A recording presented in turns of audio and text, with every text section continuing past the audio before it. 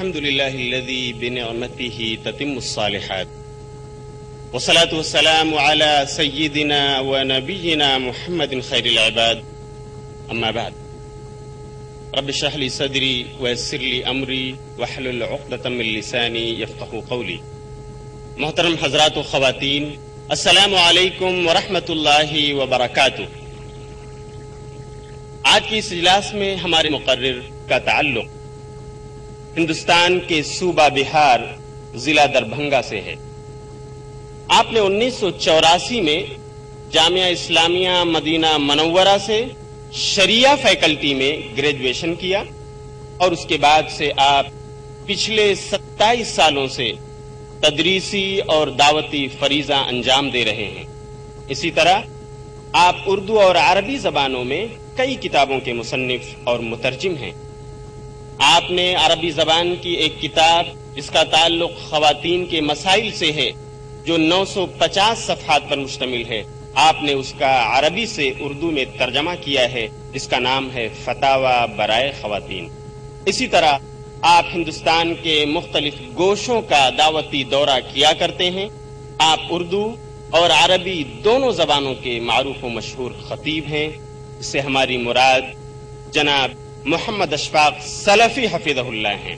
ہمارے اس مہمان خطیب کا عنوان موضوع گفتگو ہے توحید اور شبہات.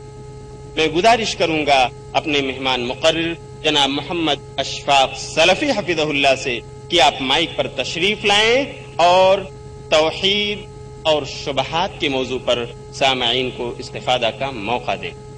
آپ کے سامنے مولانا محمد اشفاق سلفی حفظہ اللہ.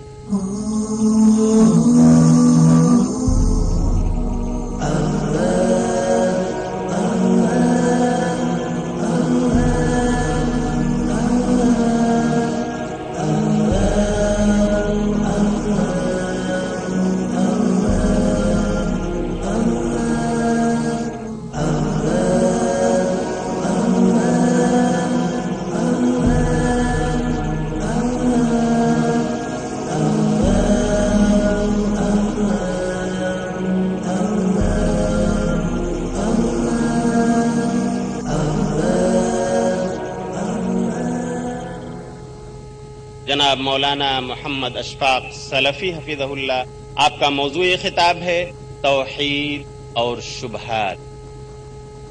الحمد لله رب العالمين والصلاة والسلام على أشرف الأنبياء والمرسلين نبينا وإمامنا محمد وعلى آله وصحبه أجمعين. أما بعد فأعوذ بالله من الشيطان الرجيم. يا أيها الناس اعبدوا ربكم الذي خلقكم والذين من قبلكم لعلكم تتقون الذي جعل لكم الأرض فراشا والسماء بناء وأنزل من السماء ماء فأخرج به من الثمرات رزقا لكم فلا تجعلوا لله أندادا وأنتم تعلمون. وقال النبي المصطفى صلى الله عليه وسلم فيما رواه الإمام البخاري ومسلم رحمهم الله تعالى في صحيحيهما من حديث إتبان بن مالك الأنصاري رضي الله عنه إن الله حرم على النار من قال لا إله إلا الله يبتغي بذلك وجه الله. محترم سامعین و ناظرین، آج کا عنوان خطاب ہے توحید اور شبہات. انسان پر سب سے پہلا، سب سے تاکیدی اور اہم حق، اولین فریضہ یہ ہے کہ وہ اللہ سبحانہ و تعالیٰ کی معرفت حاصل کرے. اللہ سبحانہ و تعالیٰ کی معرفت، اللہ سبحانہ و تعالیٰ کی پہچان، اللہ سبحانہ و تعالیٰ کی قدرت، اس کے افعال، اس کے پاکیزہ ناموں اور صفتوں کا علم رکھے اور خالص بندگی اللہ سبحانہ و تعالیٰ کی کرے. یہ پہلا واجب اور اولین فریضہ ہے. اور علی الاطلاق تمام حقوق میں سب سے پہلا اور سب سے اول حق ہم انسانوں پر ہمارے خالق سبحانہ و تعالیٰ کا ہے. اور وہ حق یہ ہے کہ ہم اللہ سبحانہ و تعالیٰ کی توحید کو پختہ کریں، جس کے لیے ہم آپ پیدا کیے گئے ہیں. پوری کائنات بنائی گئی ہے تمام انبیاء اور رسول کی بعثت جس غرض کے لیے ہوئی ہے، ہم اس مقصد کی تکمیل کریں، تحقیق کریں، پختہ کریں اس مقصد کو۔ نبی کریم صلی اللہ علیہ وسلم نے حضرت معاذ بن جبل انصاری رضی اللہ عنہ سے دریافت کیا، آپ گدھے پر سوار تھے، پیچھے آپ نے حضرت معاذ بن جبل انصاری رضی اللہ عنہ کو بٹھا رکھا تھا۔ پوچھا، یا معاذ اتدری ما حق اللہ علی العباد وما حق العباد علی اللہ؟ صحیحین کی روایت ہے، معاذ جانتے ہو کہ اللہ کا حق بندوں پر کیا ہے اور بندوں کا حق اللہ پر کیا ہے؟ تو حضرت معاذ نے فرمایا، اللہ و رسولہ عالم، اللہ اور اس کا رسول زیادہ جانتے ہیں۔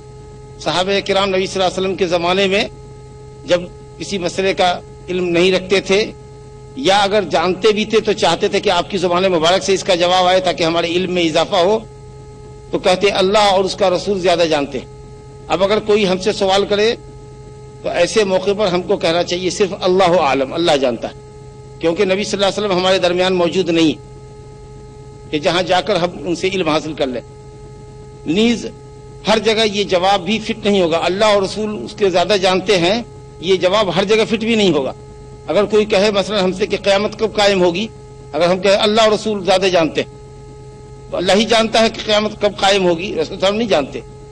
جب آپ اللہ عالم کہتے ہیں، جب ہم یہ کہتے ہیں کہ اللہ بہتر جانتا ہے، اللہ سب سے زیادہ جانتا ہے، تو یہ تمام سوالات کا جواب ہوگا۔ ایسا بھی سوال ہو اگر آپ کہتے ہیں اللہ زیادہ جانتا ہے، تو پھر قیامت کے متعلق اگر کوئی پوچھتا ہے ہم سے کہ قیامت کب قائم ہوگی اور ہم کہتے ہیں اللہ زیادہ جانتا ہے، تو یہ جواب کریکٹ ہے۔ لیکن اگر کہتے ہیں اللہ اور اس کا رسول زیادہ جانتے ہیں تو یہ جواب بالکل غلط ہو جائے گا۔ بہرحال حضرت معاذ کو آپ نے فرمایا، حق اللہ علی العباد ان یعبدوہ ولا یشرکوا بہ شیئا، اللہ کا حق بندوں پر یہ ہے کہ بندے صرف اللہ کی بندگی کریں اور اس کی بندگی میں کسی کو شریک نہ کریں۔ اگر آپ نے اللہ رب العالمین کا یہ حق ادا کر دیا، حق بندگی بجا لائے، شرک کے تمام طرح کی ملاوٹوں سے، بڑے چھوٹے ظاہری باطنی تمام قسموں سے شرک کی آپ نے اپنی عبادت کو محفوظ کر لیا اللہ کی توفیق سے، تب آپ کے لیے اللہ نے اپنے اوپر جو حق رکھا ہے اس حق کا بیان ہے کہ وہ حق العباد علی اللہ، بندے کا حق اللہ پر یہ ہے کہ اللہ یعذب من لا یشرک بہ شیئا، ایسے بندے کو عذاب میں نہ ڈالے جو اللہ کے ساتھ کسی کو شریک نہیں کرتا۔ اللہ کا حق ہم بندوں پر کہ ہم صرف اسی کی بندگی کریں، یہ ہم پر فرض ہے، اولین فریضہ ہے، اسی کے لیے ہم پیدا کیے گئے۔ لیکن ہمارا حق جو اللہ پر ہے کہ وہ ہم کو توحید کی برکت سے جنت میں داخل کرے، یہ حق ہم بندوں نے اللہ پر نہیں لگایا، یہ اللہ نے خود اپنے اوپر عائد کیا ہے کہ جو بندہ میرا موحد ہو کر ملے گا اور توحید کے تقاضے پورا کرے گا تو میں بطور فضل و انعام کے اپنے اوپر یہ حق رکھتا ہوں، حق عائد کرتا ہوں کہ ایسے بندے کو جنت میں داخل کروں گا۔ اب اگر کسی بندے نے اللہ کی توحید کو پختہ کیا، دل میں اعتقاد پختہ رکھا، زبان پر اللہ کی توحید کا اقرار کیا، اپنے عمل کے ذریعے بھی اللہ رب العالمین کی بندگی کو انہوں نے اللہ رب العالمین کی عبادت اور بندگی کا حق ادا کیا، شرک سے، معصیت سے، بدعت سے اپنے آپ کو بچایا، تو مطلق اس کو انشاءاللہ عذاب نہیں ہوگا۔ اللہ رب العالمین اس کو اول جنت میں داخل کرے گا، جہنم کی ہوا بھی اس کو نہیں لگے گی، جہنم کی آنچ بھی نہیں لگے گی، بالکل عذاب سے بچا لے گا۔ لیکن اگر توحید پر تو ہے، شرک تو نہیں کرتا، لیکن توحید کے تقاضے پورا نہیں کرتا ہے، بدعت میں مبتلا ہے، بعض ایسی بدعتیں ہیں جو شرک تک نہیں پہنچتی ہیں، مثال کے طور پر عملی بدعات کا شکار ہے یا کچھ گناہوں کا مرتکب ہے، تو ایسا بندہ اس کے پاس توحید ہے لیکن عملی کوتاہیوں کا شکار ہے، تو اللہ رب العالمین اگر چاہے تو اپنے فضل سے اس کو پہلے ہی جنت میں داخل کر دے عذاب دیے بغیر، یا اگر اپنے عدل اور انصاف سے کام لے تو چونکہ اس نے اللہ رب العالمین کی عبادت نہیں کی ہے یا واجبات اور فرائض کو ترک کیا ہے یا حرام کا ارتکاب کیا ہے، تو اللہ اگر چاہے تو اپنے عدل کے نتیجے میں اس کو جہنم میں داخل کرے گناہوں کی سزا کے لیے، اور پھر اخیر میں توحید کی برکت سے اس کو جنت میں داخل کرے۔ میں اصل آپ سے یہ عرض کر رہا تھا کہ یہی وہ توحید ہے، یہی وہ اللہ کا پہلا حق ہے جو ہم بندوں پر سب سے پہلے فرض ہے۔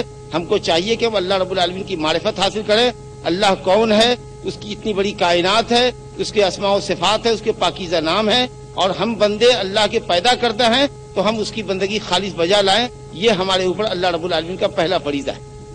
اسی کے لیے ہم پیدا کیے گئے۔ سورہ ذاریات کی آیت نمبر 56 مشہور آیت ہے، وَمَا خَلَقْتُ الْجِنَّ وَالْإِنسَ إِلَّا لِيَعْبُدُونَ، میں نے جن اور انسان کو نہیں پیدا کیا مگر صرف اپنی عبادت کے لیے، یعنی اس لیے پیدا کیا کہ ان کو حکم کروں کہ وہ صرف میری عبادت کرے، میرے علاوہ کسی دوسرے کی عبادت نہ کرے۔ اگر کوئی شخص اللہ کی علاوہ کی عبادت کرتا ہے یا اللہ کے ساتھ غیر اللہ، اللہ کے علاوہ کی بھی عبادت کرتا ہے تو گویا وہ اپنے پیدائش کے مقصد کو پورا نہیں کر رہا۔ تمام انبیاء اور رسول علیہ الصلوۃ والسلام بھی اسی کے لیے مبعوث کیے گئے۔ وَلَقَدْ بَعَثْنَا فِي كُلِّ أُمَّةٍ رَسُولًا أَنِ اعْبُدُوا اللَّهَ وَاجْتَنِبُوا الطَّاغُوتَ فَمِنْهُمْ مَنْ هَدَى اللَّهُ وَمِنْهُمْ مَنْ حَقَّتْ عَلَيْهِ الضَّلَالَةُ فَسِيرُوا فِي الْأَرْضِ فَانظُرُوا كَيْفَ كَانَ عَاقِبَةُ الْمُكَذِّبِينَ سورہ نحل آیت نمبر 36۔ اللہ فرماتا ہے کہ ہر بستی میں ہم نے وما ارسلنا، ہر بستی میں ہم نے رسول بھیجا، نذیر بھیجا۔ مقصد یہ تھا کہ صرف اللہ کی بندگی کی دعوت دیں اور اللہ کے علاوہ کی بندگی سے منع کریں، طاغوت کی عبادت سے اجتناب کرنے کی تلقین کریں۔ کسی نے کہا ساحر، کسی نے کہا کاہن، کسی نے کہا شیطان کی بندگی نہ کریں۔ امام ابن القیم رحمۃ اللہ علیہ نے طاغوت کی تعریف کیا، طاغوت کل ما تجاوز به العبد حدہ من متبوع او معبود او مطاع۔ انسان کی اپنی ایک حد ہے، اللہ نے اس کی حد مقرر کی ہے۔ انسان کو اللہ نے اپنی بندگی کے لیے پیدا کیا ہے۔ اگر کوئی انسان یہ کہے کہ نہیں وہ عابد نہیں ہے، عبادت کرنے کے لیے پیدا نہیں ہوا، عبادت کروانے کے لیے پیدا ہوا، اگر وہ کہے کسی کو کہ تم میری عبادت کرو، یا انسان پیدا کیا گیا کہ اللہ اور اس کے رسول کے احکام کو فالو کرے، اگر وہ یہ کہے نہیں میرے حکم کو دنیا فالو کرے، میری پیروی کرے، میں متبع نہیں ہوں گا، میں پیروکار نہیں ہوں گا، لوگ میری پیروی کریں، اگر وہ اللہ اور اس کے رسول کے مقابلے میں خود کو متبوع اور مطاع سمجھتا ہے کہ دنیا اس کی اطاعت کرے اور پیروی کرے تو وہ طاغوت ہے، وہ اپنی سرحد اپنی حد کو چھلانگ لگا ہے۔ وہ بندہ پیدا کیا، اگر وہ معبود بن گیا، وہ اوبیڈینٹ پیدا کیا گیا ہے، اگر وہ کہے کہ دنیا اس کی عبادت کرے، دنیا اس کا حکم مانے، اس کا مطلب یہ ہے کہ وہ طاغوت ہے، سرکش ہے، وہ اپنی حد کو پار کر رہا ہے۔ اور سب سے بڑا طاغوت شیطان ہے۔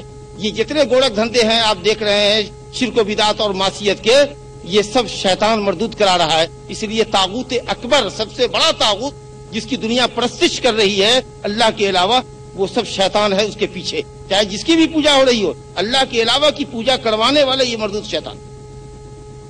تو تمام انبیاء کی بعثت کی غرض بھی یہی، ہماری پیدائش کی غرض بھی یہی۔ اللہ کا سب سے پہلا فریضہ ہم پر یہی ہے کہ ہم بندے اللہ تعالیٰ کو سمجھیں جو ہمارا کریٹر ہے، خالق ہے، اس کی قدرت کو سمجھیں، اس کے افعال کو سمجھیں، اس کی اتنی وسیع و عریض کائنات پہ غور کریں، اس کے ناموں اور صفتوں کو دیکھیں کہ وہ کن خوبیوں کا مالک ہے۔ مطلب یہ کہ تمام جملہ خوبیوں کا اعلیٰ درجے کی وہ اس کا مستحق ہے۔ تمام صفات کمالیہ، کمال کی تمام صفتوں سے وہ متصف ہے، اعلیٰ درجے کی صفات کمالیہ، اور جملہ عیوب و نقائص سے اللہ سبحانہ وتعالیٰ پاک۔ اسی طریقے سے ہم یہ سمجھیں کہ جب اللہ نے ہم کو پیدا کیا، گوناگون نعمتوں سے نوازا اور ہم پر اپنا انعام اور فضل عظیم فرمایا، جس نے کائنات کی تمام چیزوں کو ہمارے فائدے کے لیے پیدا کیا، تو ہم بندوں کو اللہ نے صرف اپنی بندگی کے لیے پیدا کیا۔ پوری کائنات کو اللہ نے ہماری خدمت کے لیے پیدا کیا، ہمیں اللہ نے صرف اپنی خدمت کے لیے پیدا کیا۔ میرے بھائیوں، اللہ سبحانہ و تعالیٰ کی توحید کی اسی اہمیت اور اولیت کے پیش نظر تمام انبیاء کرام نے اپنی دعوت کا آغاز اللہ کی توحید سے کیا۔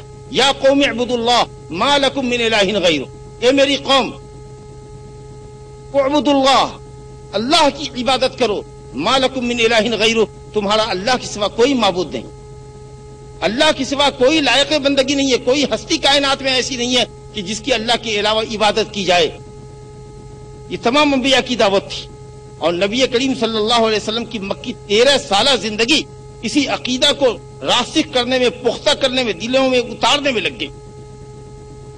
بجز نماز کے کوئی فریضہ مکی زندگی میں عائد نہیں ہوا، صرف نماز مکی زندگی میں ہجرت سے 2-3 سال قبل فرض ہوئی، باقی روزے، حج، زکوٰۃ اور دوسرے ارکان اسلام اور واجبات اور فرائض مدنی زندگی میں آئے ہیں۔ تو مکی زندگی میں صرف ایک فریضہ ہوا ہے، وہ بھی نبوت کے 10ویں-11ویں سال میں، اور پوری زندگی میں، مکی زندگی میں تقریباً آپ سمجھ لیجیے 10 سال نہیں بلکہ 13 سال تک آپ صرف اہل مکہ کو اللہ کی توحید، اپنی رسالت اور ایمان بالآخرت کا عقیدہ پختہ کرا۔